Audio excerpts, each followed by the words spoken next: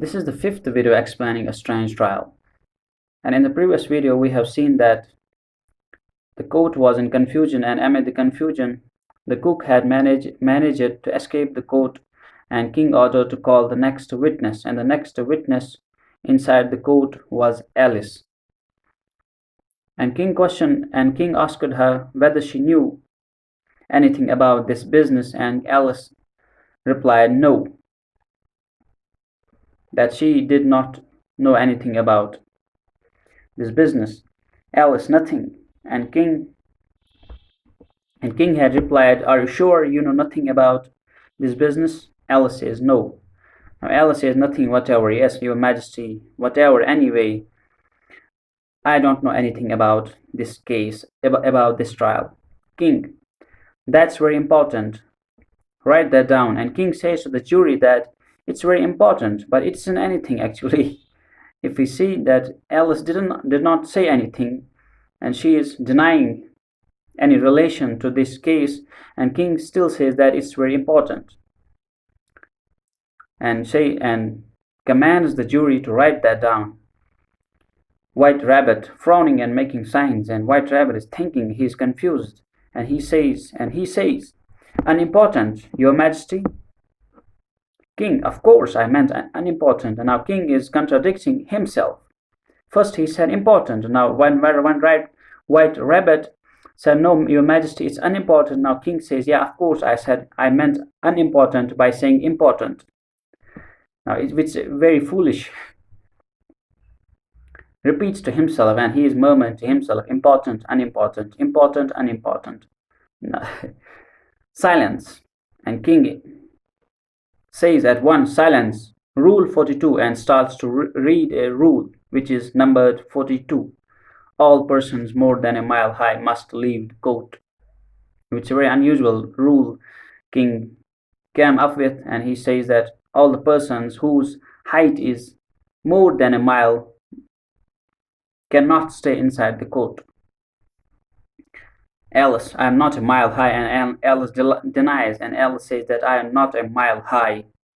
"King, you are." And King says, "No, you are." "Queen, nearly 2 miles high." And Queen says that she is not 1, but she is nearly 2 miles high. Her height is about 2 miles. Alice, "Well, I shall not go at any rate." "Well, even if I am 2 miles high, but I will not leave the court. I should not leave the court. I shall not go at any rate. Besides, that's not a regular rule, and besides, anyway, but whatever, that's not a rule, regular rule, that is not a formal rule. You invented it just now, and you came up with it just now," says to the King Alice. "King, it's the oldest rule in the book." And to this remark, King replies that it is one of the oldest rules in the book. Alice says that it ought to be number 1.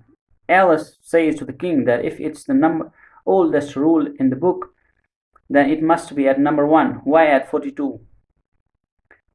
King to jury, "Consider your verdict." Now King says to jury, can you now make a conclusion? Can you give your final judgment about this case? White Rabbit, "There is more evidence, please your majesty." And White Rabbit interrupts that, "Please your majesty, we have more evidence. Here is a piece of paper," and he presents a piece of paper. "It must be a letter written by the prisoner." And it must be a letter written by the prisoner.